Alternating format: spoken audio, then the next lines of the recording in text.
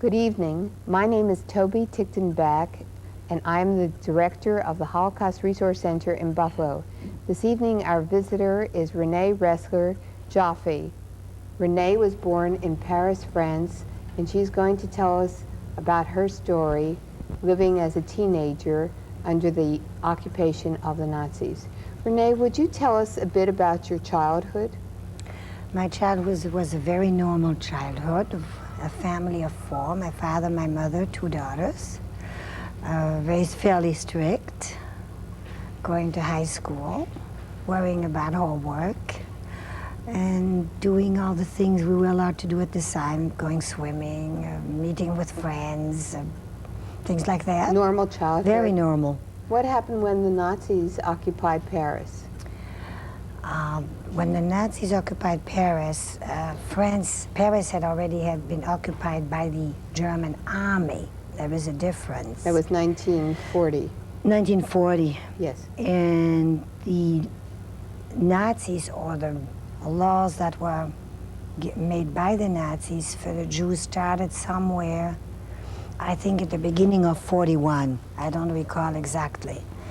Because I remember my father still working, but not being allowed to have a car anymore. Oh. No, we were not. A friend of his let him use his car during the day, and he would come home on the subway. What did your father do, Renee? My father was a metallurgist.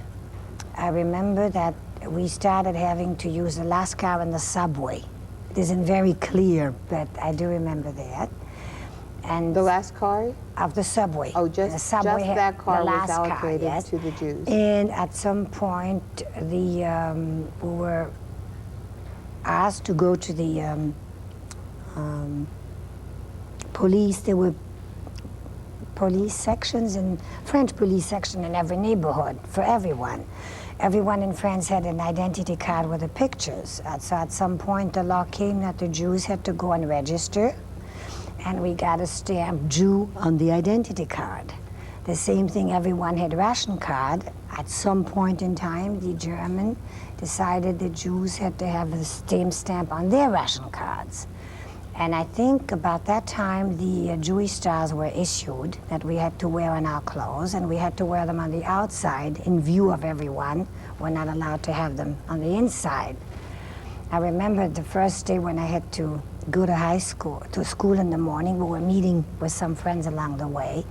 And of course, my sister and I were very worried at what the other friends or children were going to do when we came down. But after the first time, more or less, nothing much was said. Did you experience any anti-Semitism in your school? I can't say. You know, we had neighborhood schools, but very large high schools. And the few friends you had your own friends, whether they be Jewish or not Jewish, so you didn't feel it maybe as much. You didn't have in Paris, the city wasn't divided the way I found it out to be divided here. You know, hearing from people that lived in this section and that section. Everything was mixed outside of the very poor Jewish section where most immigrants from Eastern Europe came. The rest of us were more or less assimilated already. That went along, I think, for a few months, and we were in our summer home outside of Paris. And of course, my parents began to hear all kinds of rumors, and my father and mother had gone to Paris to get some kind of health certificate for my father. I don't really know why. All I know is we had heard noises of people were going to be picked up for all kinds of reasons, and I had the mumps. I'll never forget that, because I begged my father not to go in the city. And the way we were raised at that time, he told me that if he wanted my opinion, he would ask me for it, and left without kissing me. Oh. And I never saw him again, and that for a while, yet I didn't really do anything wrong. Anyway, my mother didn't come home that same night. She came back the next morning in tears and explained to us that, well, we knew that Paris had, the German commandant of Paris had been killed in some kind of an explosion, and that the Germans were rounding out in different sections all kinds of people, mostly Jews, what they said were communists. I don't know how they knew that, but communists and Jews, especially in the 11th arrondissement of Paris. And coming out of the subway, my parents came out. Police asked them for their papers. They showed them. Of course, Jew was on it. They took my mother and father to this commissariat of police. After a while, they let my mother go because they were not taking. Keep going. Yeah, they were not taking women and children yet. Told my mother that he was going to be questioned, and she came home, and of course, she never saw him again. That was 1941. Right, When he 1941. was picked up for this retaliatory action. Right. What happened to you and your sisters? Well, at that time, we still went on going to school. I passed my first part of my baccalaureate that year, and then the second part in the summer of 42. At that time, I think then at some point there was an order that Jews were to surrender their radios and record players, because I remember people telling my mother she didn't have to do that. But she was afraid that either people would denounce her or it would be taken out on my father. Since we were really in the dark, we didn't really know what was going on, where they were, what You was never going received any communication, any mail from your Yes, father? at some point we got some card and found out he was in Drancy. Oh, in this in the camp concentration outside of camp Paris. outside of Paris. In fact, my mother tried to go and see him there and couldn't see him. Then some Gentile friends of my parents, my father had business with this gentleman. He finally got permission to go in and see my father. My mother went with him. That was a few months later, I suppose. I don't remember, maybe the summer, maybe early fall. And the day they arrived there, and he went in, my father, and along with all kinds of other, and a great number of other men, had been moved away from there. Oh, so your mother never got to see him? No, and we don't really know why it happened, but he was gone. And he had been freed because, supposedly freed, because he had asthma very bad, and for health reasons they were going to let some people come out. Something must have happened again. Somebody must have been killed, or something must have happened in the war, I don't know. Oh, dear. We know they moved them. She came home, of course, again in tears, to find a letter from a distant relative of ours who had been interned in Compiègne, on the east of France, as a prisoner of war. I think he was Russian. I don't really know exactly why they had him there. They thought he was Russian. He wasn't. Those prisoners of war were allowed some writing privileges and some package privileges. He happened to see my father across the fence, wrote to my mother, managed to send to her labels for packages or permissions to make a package. I don't really know. All I know is she went with a Gentile woman whose husband was with my father, Jewish man. They went to Compiègne and they delivered these packages to these Russian names. And somewhere, somehow in the camp, they must have brought out some guards, and they shared these packages with the Jewish guys across the fence. All I know is we had a curfew of 8 o'clock, and the last train to come back from Compiègne was 8:30. Now, my mother took off her star that day and never got home on the subway till after 9, and my sister and I, of course, were on pins and needles, because she really risked, but she had to do it. I think that leads us to July of 42. Somewhere in between these camps in Compiègne were also evacuated. And where did the people, where Well, were we they didn't taken? know it then. We later found out that most to Auschwitz, some perhaps to other camps. that where We your didn't know. father All we was know is taken? they were, excuse me? That's where your father was taken to Auschwitz? Yeah, he was taken to Auschwitz. We found that out. July 42, I passed the second part of my Bachelor of Arts, I remember, and then again rumors started that they were going to round out everybody. Women, children. They put them in, as a matter of fact, they put them in what was a circus. A big circus with a big dome, the Veldiv. Now, my mother somehow found out, somebody tipped her off, that there was going to be this round out. So, I really don't know how. She must have talked to the janitor of our building, a woman, And there was an empty apartment upstairs from where we lived, and the woman said we could spend the night there. And I suppose my mother had to decide where, how, what. I really don't know what she did. So we spent the night there, and the next morning the janitor woman came and said, please, I lied, I came for you. I said you were not here, but I'm afraid I may not be able to lie again, and I don't want to give you away. So we went down the apartment. My mother made a couple of phone calls and was given the name of an address of a couple who were hiding people overnight or for 2 nights, and giving them contacts with professionals, if you can call it that were crossing Jews or young men who didn't want to go work to forced labor in Germany, or maybe people who wanted to go to England to resist, crossing them from the occupied zone of France into the unoccupied zone, because at the time France was divided in two. You had the Vichy government and you had the free zone. So we, again, took a few things in our pockets, took the Jewish star off our clothes. This was summertime, so Yes, you it's could July. not take any winter clothing. We couldn't take any clothes anywhere. We didn't know where we were going. We I took see.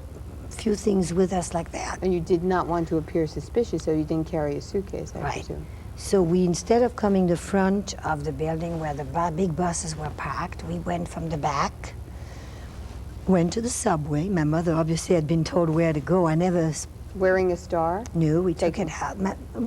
We were never over this again anymore. Ah. You know, whatever we remember, but we've never really brought it up.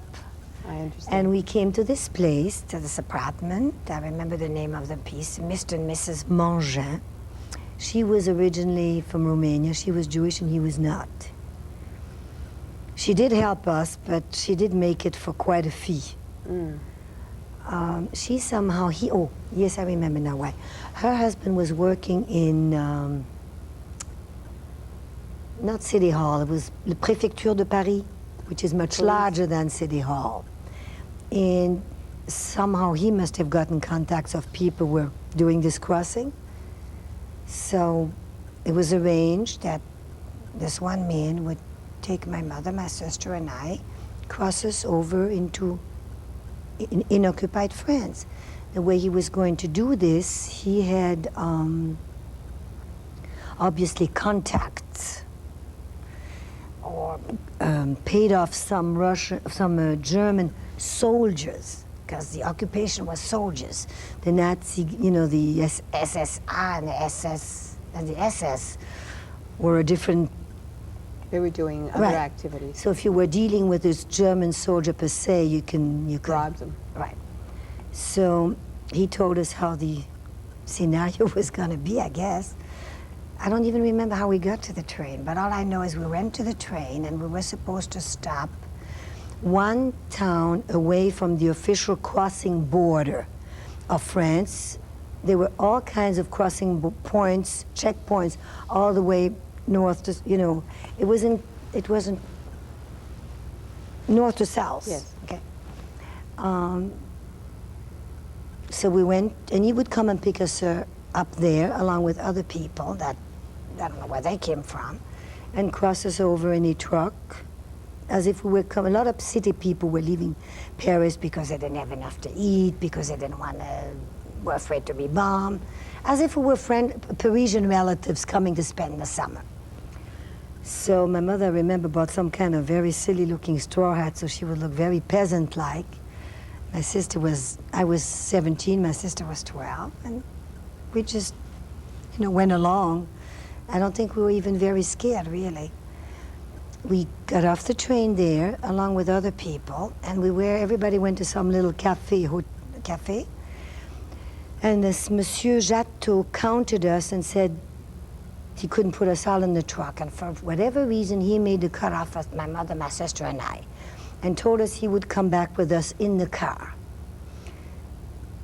We as girls didn't think anything of it. My mother told us later that she said, that's it, he sold us out. Oh. And in any event, we sat there, ordered some 7-Up, or limonade was called then, and she had candies and cookies on her. And I don't really know how much time went by. But I do know that all of a sudden he did show up really pretended as we were relatives, kissed my mother, kissed me, my sister, and said, how come you made a mistake and stopped here instead of the other crossing point? I had to come all the way here to get you. So with him in the car, we went outside, was a German soldier in front. We got in the back, he introduced us, my cousin from Paris. The soldiers talked to me, asked me my age, and he wanted to come and, I learned English in high school. Later on, you had to learn German. He said, that's all right, I'll come and give you lessons. And my mother said, They fine. never asked for your identity papers? No, because when we crossed the border with this German in the car, he saluted the other soldiers. And I don't know if it was prearranged. Oh. Nobody asked anything. Oh. And he was talking to us. So we went to that farm. There was a big farm room. And this man talked to, I don't know who owned the farm, and said, here are my cousins. And we got introduced and we got undressed and had something to drink. And eventually he took this German back to where he came from. And then he came back for us and explained the scenario. In another room that we hadn't seen were the other people that he had brought before. And we were going to cross at night on our hands and knees because some of those fields were divided. One half were in occupied France and one half was in free France. So we weren't going to take the road that was always patrolled by Germans and dogs. We were going to go really on our hands and knees. All of us. How many were you? Well, a truck full. I don't remember. Well, I don't mean a big truck, more a, what we call a camionette. Like Sunshine's delivery truck. What size truck is that? Yes. What I forgot is we did have a little suitcase. So at some point, maybe this woman went to get some clothes at my mother's apartment. I don't know. The reason I remember is we were all going on our hands and knees. And then my mother and I were lugging this suitcase. And we raised ourselves a little bit on our knees, and everybody was scared, and more so the adults. And some of these other people crossing with us really pushed us down nastily because they were afraid that we were going to be taken, because you could see the patrols. And I remember eventually coming out on the other side of the field, and he put us in a little house. They gave us a room, and I remember coming from the city that I saw one of those chamber pots, in the room, and the thing there was no running water. This, how do you call this? A pitcher. A pitcher. Okay. And we spent the night there. And he told my mother he would come back for us the next day. And eventually he found us sort of a hotel, country hotel, to stay with, till we knew what we were going to do later. And my mother had addresses from friends in different cities in unoccupied France, and she must have contacted them. But for the summer, there was summer holidays, so it was decided we would spend the 2 summer months there, and he said that he would protect us, that as long as he was there, he would take care of us. Because we found out later that he was definitely working for the French resistance. He was crossing over English pilots that fell down in the occupied zone. They were crossing over. There was a whole group of French young men that were going to Spain and then to England because they didn't want to go to work in Germany. The reason I say this is because one of them helped us at the beginning. They were stuck there. They somehow couldn't go further for a while. They had just the clothes on their backs, and my mother said, okay, every morning she'd take a few of their clothes, underwear and shirt, and we would wash them and dry them and give it back to them. And when they were ready to leave, when their network sort of opened up, they said hello and goodbye and thank you. And one of them gave us a letter. And he said to my mother, if you should run into any trouble, I remember he was a Protestant fellow, you go to Valence, it's a city in the southern France, with this letter, and my aunt will take you in. So somehow it helped. At some point, we called him a passeur, a man who crosses, asked me if I would help him out. To me, it was a little bit, this is why when you ask me Seems sometimes. like a lark for a teenager. Yeah, it was, he asked me if I could help him out. He had some British soldiers that he wanted to to explain how he was going to move them from one place to another. Would I come and help him translate? Took me to some other hotel, and sure enough, there was some Air Force soldiers there, and I translated for him, because I had 6 years of English then, he didn't know a word of it. I explained to them what the train was going to stop 1 minute, when they were supposed to jump off the train. Somebody else would take them in charge, bring them over to Spain, and I felt pretty big about that. Yes, it was quite a responsibility. One sad morning, though, this man comes and says, look, it looks like I've been discovered, or my cover's been blown. I have to leave here. I really can't leave you here because I won't be able to protect you anymore. So we went to another city, a couple of hours from there. How, why, I don't know. My mother put us in a school there, and she rented a room. And we're boarders. We were there maybe 3 weeks. For whatever reason, that became dangerous. So my mother decided she would go to Valence, to this city with the letter. Oh. And we came there, the three of us. And the woman, Madame Guy, I'll never forget her, took us in, but she didn't have enough room for the three of us. So it was agreed that my mother would put my sister and I in school again as boarders, with a story that she was divorced and she didn't want my father to have us, so anybody that would inquire about us, we were not supposed to be there. I don't know if they would have done it, if the Germans or somebody would have inquired, but that was the story. And she stayed at this woman's house, and sometimes on weekends we would go and sleep overnight there. Was it in the same town with In the your same mother? town. So you saw your mother? Yeah, for a while. See, I don't remember then money became tight. And my parents' money, whatever we had, was hidden in Paris. Outside of Paris, at a friend of my father and his business. So she had to go back and get some money. So she left us in the boarding school. I don't know how she, oh, yes, I'm sorry. Since our paper were with a Jew on it, okay, these people crossed you. Somehow at City Hall you could buy people and you could get false papers. So we had a different set of papers with the same pictures, different set of ration cards without the Jew stamp on it. So she decided to cross back in, went to get this money, came back. I don't know how she did it. Woman. I don't know how she did it. And of course, they're my sisters. See, this is the moment we were anxious when we were separated. We were afraid something would happen. You heard rumors in the school of whole France being occupied, and we would be cut off from one another, and the Germans would come.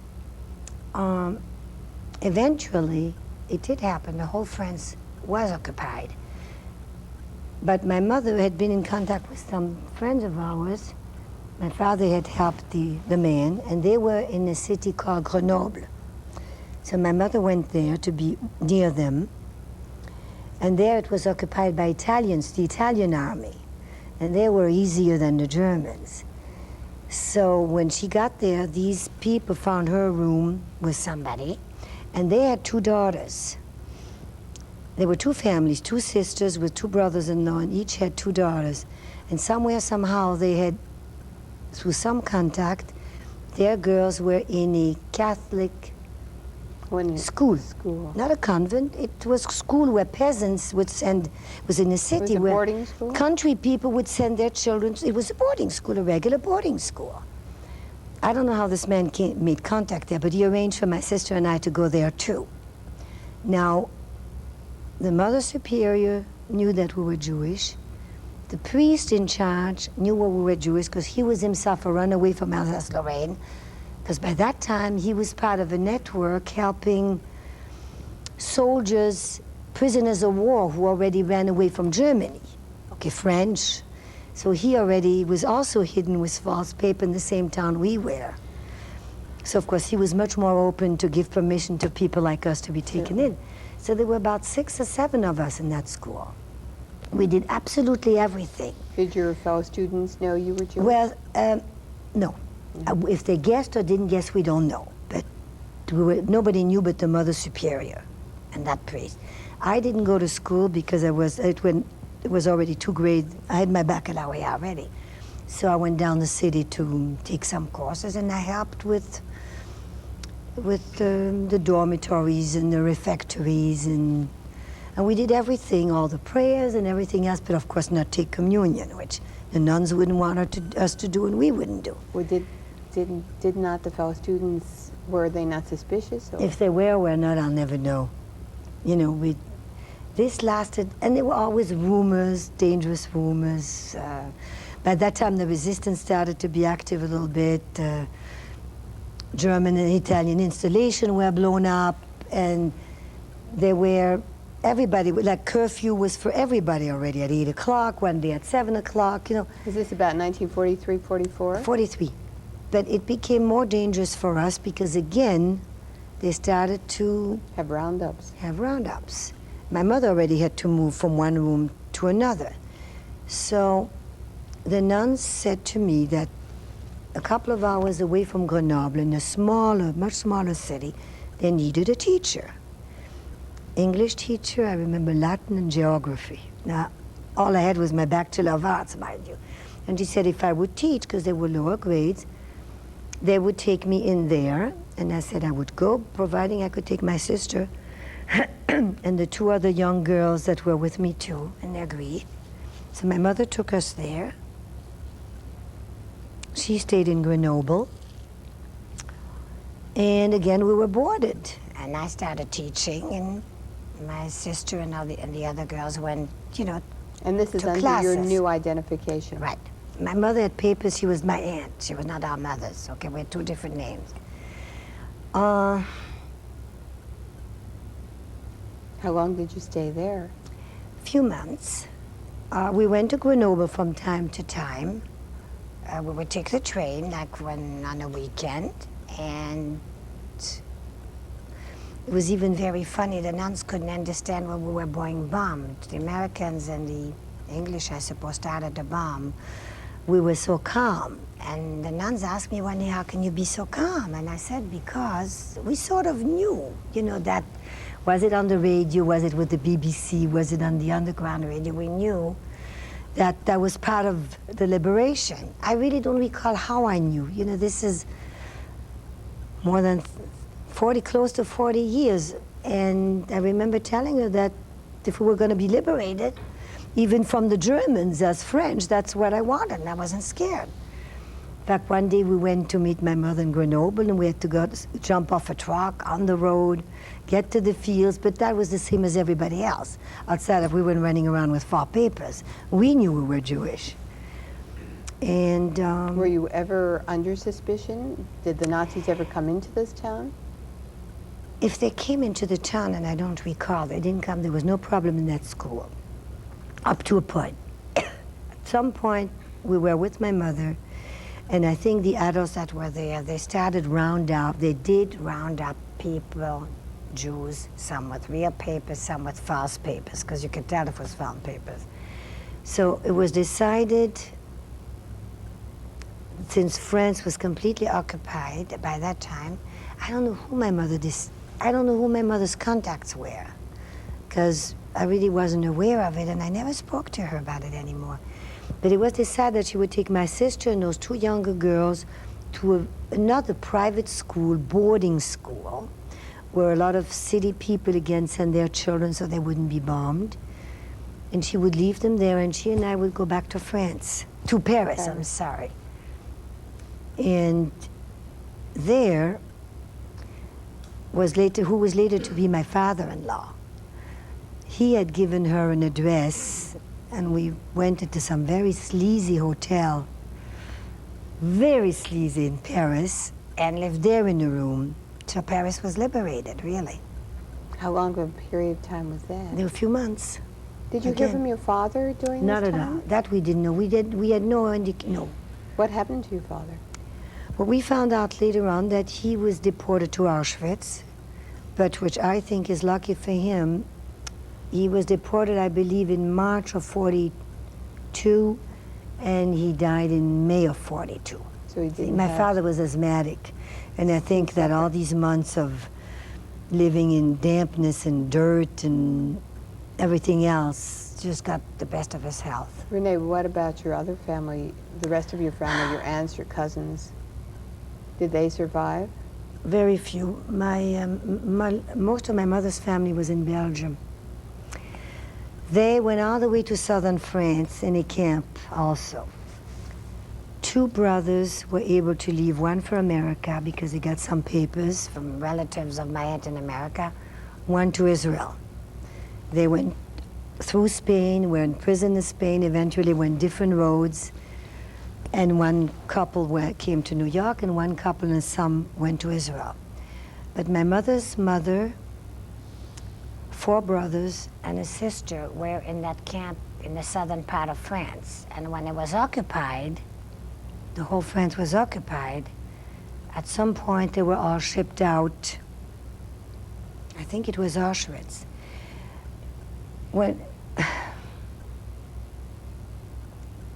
And later on we found out by the 2 that came back, the rest of them died, and 2 of the boys came back.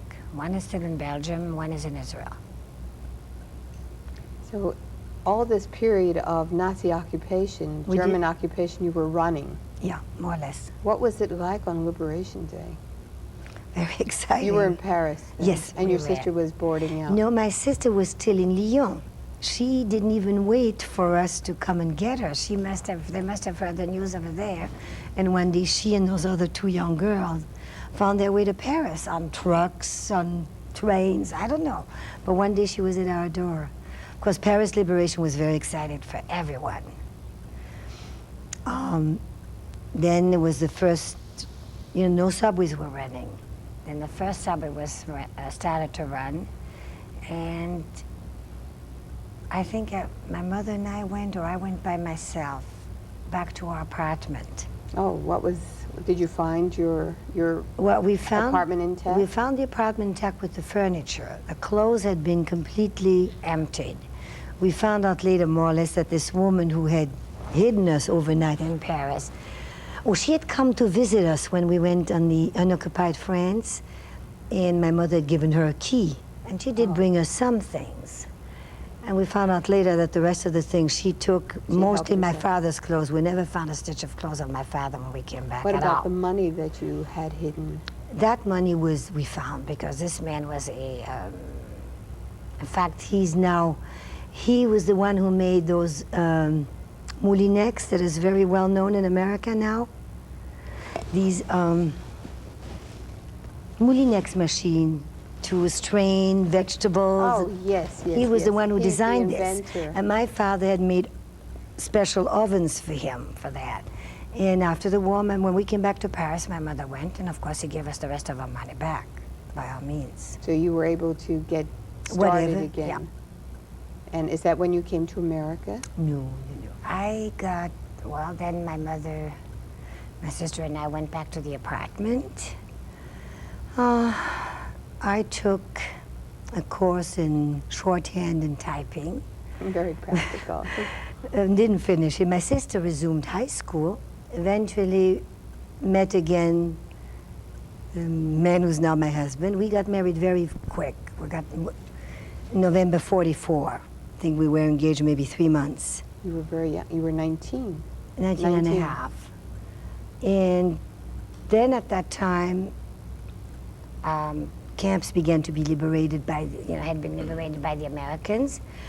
There were points where all these people were coming back, and my mother didn't want us to go with her, but she was meeting every bus, asking if somebody knew my father, had seen my father, and we had no trace of him that way.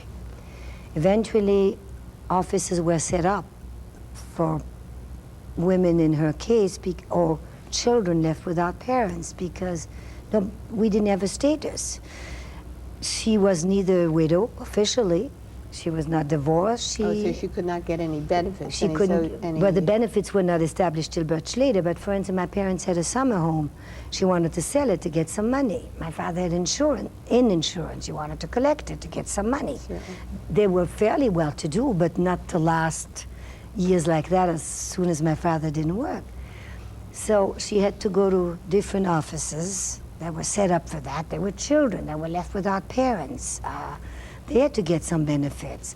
In some families, there were inheritance had to be set up according to who died first. The husband's side of the family inherited the, you know, they had to make all kinds of special laws. Then going to one of these offices, she met a woman who had worked for this gentleman who tried to free my father way at the beginning. This woman was a communist but a resistant. And she had come back and she was working there, and she recognized my mother, and she knew that way at the beginning the German kept records. So she told my mother to come back in 2 or 3 weeks, whatever. She checked everything. She knew when he was taken, when he went to Drancy, when he went to Compiègne, because we knew that. And she found out that in May 16, 1942, my father died. Later on, we found this in this book that a couple of people, Frenchmen, he's a Jew and she's not. Oh, B.T. Klausfeld and her husband, they've compiled a book. And I found this date in it. I found my father, I found my grandparents, I found my aunts and uncles, my father's brother and his wife and child. They had been sold out crossing a border by another man who took the money, dumped them in the checkpoint in a hotel where they knew the Germans checked every night, and of course, that could have happened to you. Could have happened to me, but we had a good guy. How would you say how were these activities, how did these activities take a toll on your mother, who had to carry the burden? A lot of fear at the beginning, a lot of anger. For instance, she was fairly believer. My parents were, you know, observant. She didn't want to believe in God for a while. She was petrified that she kept saying to us it would have been better if she was taken instead of my father. He would have been able to raise us. Then for a while she was okay. But I think now, a lot of it now in the later years is taking its toll. I really do.